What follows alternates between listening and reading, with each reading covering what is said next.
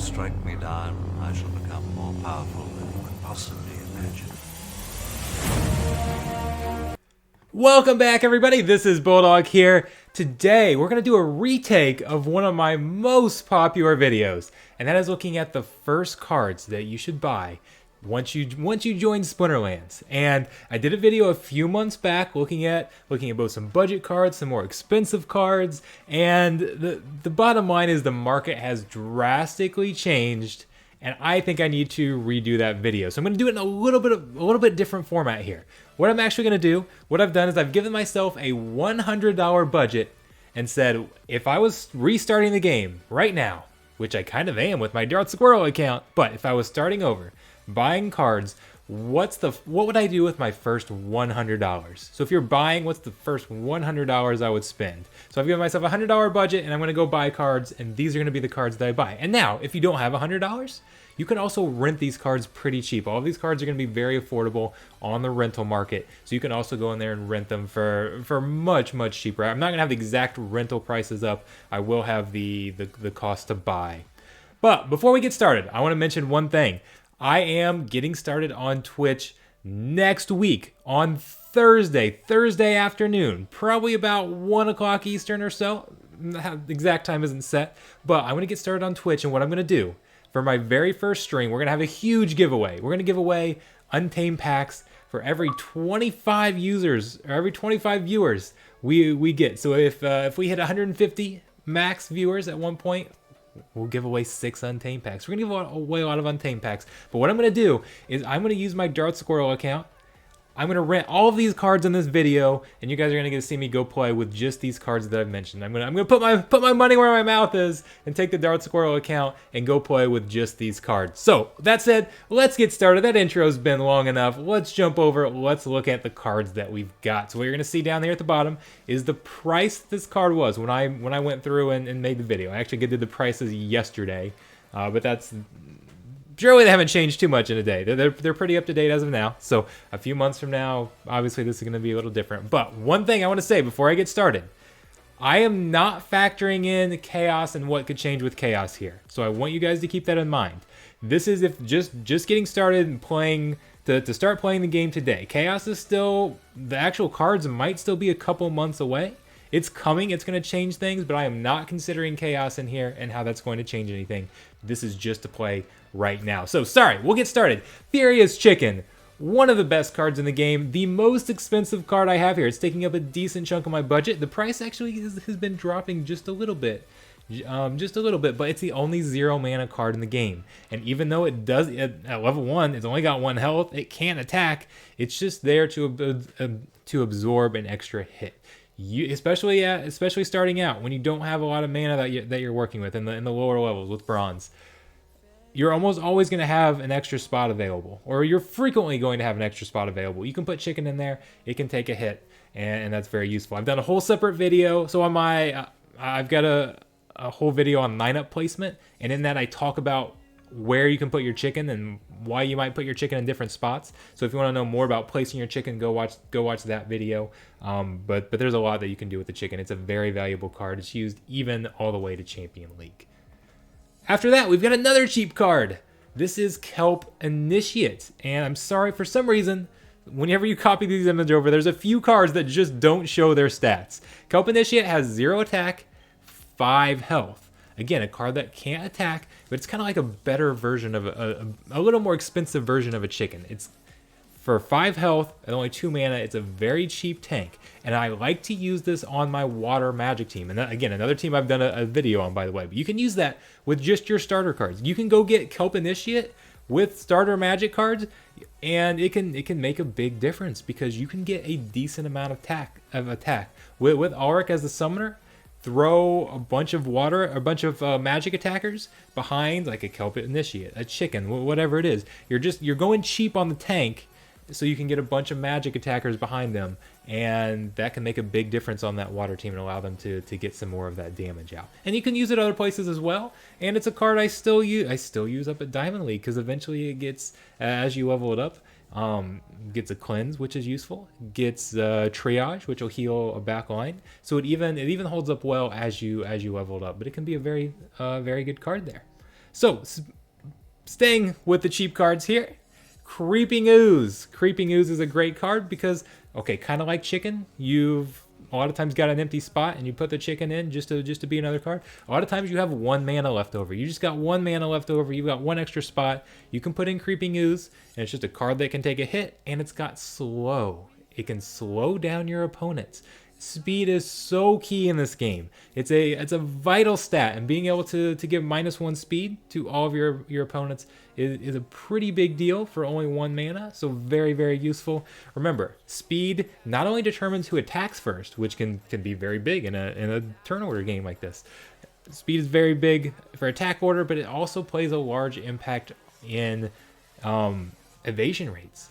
So the base evasion chance, before we factor in any abilities or anything, is your speed differential times 10%. So if you have a 5-speed character attacking, or a 3-speed character attacking a 5-speed character, there's going to be a 20% dodge chance. So by slowing your opponents down, you either increase your dodge chance by 10% or decrease the chance that you'll get dodged by 10%, depending on the situation. So speed is king, and that's a cheap way to slow down your opponents. Prismatic Energy, we'll kind of stick with the water theme here, the water magic team. This is another one I like to use, both because you can use it on your water magic squad, and then it can also help counter a water magic squad at the same time because it has Reflect. Obviously not a lot of damage here, but decent health at the beginning, and then it has this Reflect, which is going to send magic damage back to your opponent. So we're starting to see more and more magic squads at the bronze level because they're so effective and really pretty cheap. They can be used mostly with starter cards early on. You'll see them carried on even to the upper levels as well. Reflect is one of the best abilities in the game because magic attack is so strong. It's very strong, so you see a lot of people wanting to use it. Having that Reflect is very valuable, which is why Owster Rotwell is the only summoner I have on this list. That's right, I no longer am recommending Mylor as the first character to buy. Now, if you've got the money, Mylor's about $60 right now. He can carry you through bronze. He's very, very powerful in melee battles, which you'll see a lot of in bronze and lower levels, and can be valuable even up into the champion leagues as well. Becomes more niche as you get up there, but very strong at the lower levels. But I didn't want to use all my budget. I didn't want to use $65 on Mylor. Owster's the only summoner here because that Reflect is so powerful. And again, you're starting to see more and more magic teams being run even in the lower levels. Owster's a hard counter. You can run that with Death, and that's going to counter that water magic team or any sort of magic heavy team very, very well by sending a lot of that damage back at them. For Death, you're going to want a card like Shadowy Presence if you're running. So again, it's kind of the same thing as Kelp Initiate here. It only costs 1 mana. A lot of times you've just got 1 mana left, and you need a card to stick in there. 4 health for 1 mana it works as a very efficient tank. Put it up front, can take a few hits. Put it in the back, it can protect against sneak fairly well. Put it in the middle where it can absorb a snipe shot. You can move it all around, and this is a card that again carries on up the chain. This is a key cog in my Death team that I run at the upper diamond leagues.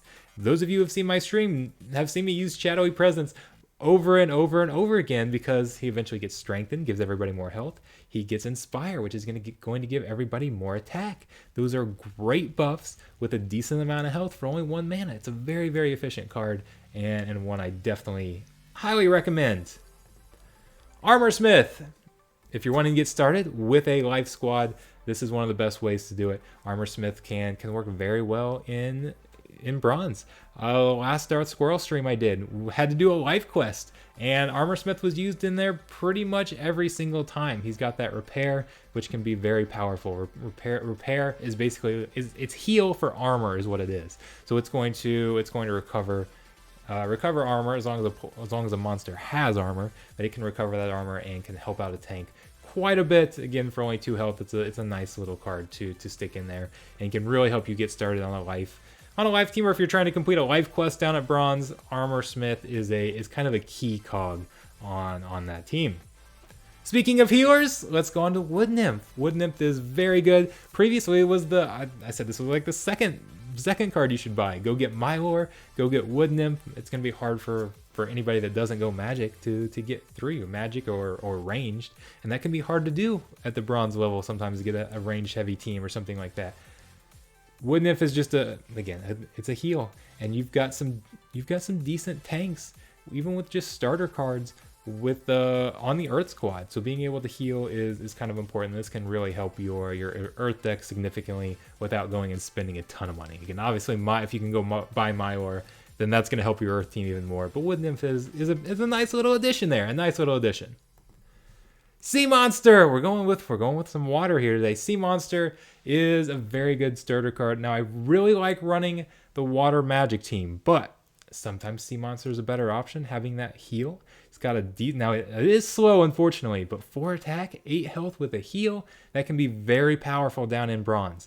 Very, very powerful, and is a good way to get started and to play water without having to go magic if you just want to change it up a little bit, or if magic's banned. Now, a lot of times you don't want to run the same teams over and over and over again, because remember, your opponents can see your history and they can see what you've been running, so you don't want to keep doing the same thing so that they can counter it. So this is a nice change of pace for a water team, and one of those cards that down there at bronze, you can throw in a Sea Monster. If there's low mana especially, throw in a Sea Monster and it can almost win the battle by itself with that damage and that heal. So, on to another water card, but one of my favorites. This one might be the most underrated card in the game. I have a feeling this is going to be the card that when people look back at this video, they're going to be like, really? He was only $7? That's because he's still in print. He has not left print yet, and there's been a little bit of a dip lately in the market. So even though he's getting close to leaving print, a lot of times when those cards get close to leaving, they skyrocket in value.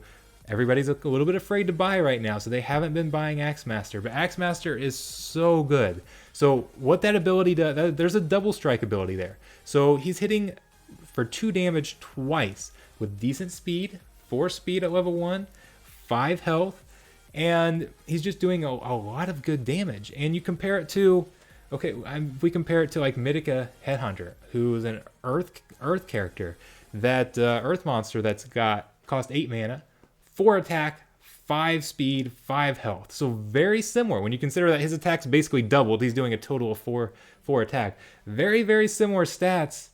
Mythica's almost $40. Is about 5 to 6 times as much as Axemaster, and I like the double strike, the half damage with the double strike better. I'd rather have 2. Now there are some niche situations where you wouldn't, but a lot of times I'd rather have hit twice with 2 damage than once with 4 damage for a couple reasons. First off, if you're getting a killing blow, if a monster only has 1 health, then you can knock them out with that 2 damage and then move on and do 2 more damage to the next monster.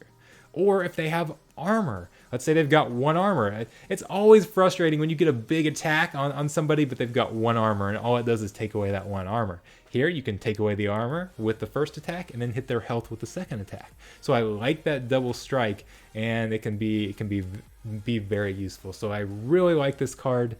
Even though we've done a lot of water cards, I just feel like this one is so good, and I couldn't not put it on here. I had enough budget at the end.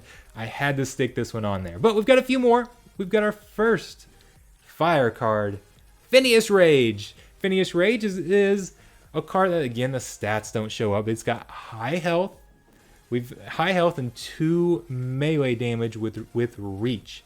And this can be very good because a lot of times if you're running fire, especially as a new player in bronze, you're going to run Malric a lot of times, who gives +1 melee damage. So that's going to give him 3 melee damage. It's a way to get another melee attacker in there who's not at the first spot. So because again, you're adding 1 melee, but a lot of times you can't get a lot of melee on the board because they can typically only attack from the first spot. Now you do have things like Serpentine Spy that can attack. That's got opportunity, that can attack from the back. But this way you've got that reach, meaning you can attack from the second spot. So he can do a little bit of damage there. And then when your tank dies, he's got high health, so he can be a second tank for you. So a very solid bronze card that can be bronze and silver card that can be very useful at helping you get some extra damage in there.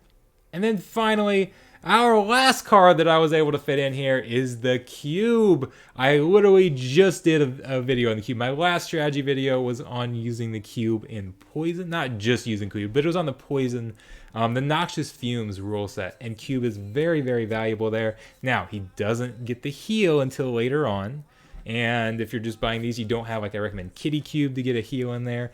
Even without the heal though, the cube, that scavenger is basically acting like a heal and can allow the cube to survive for quite a while. Scavenger is going to give +1 health every time a monster is defeated on either side.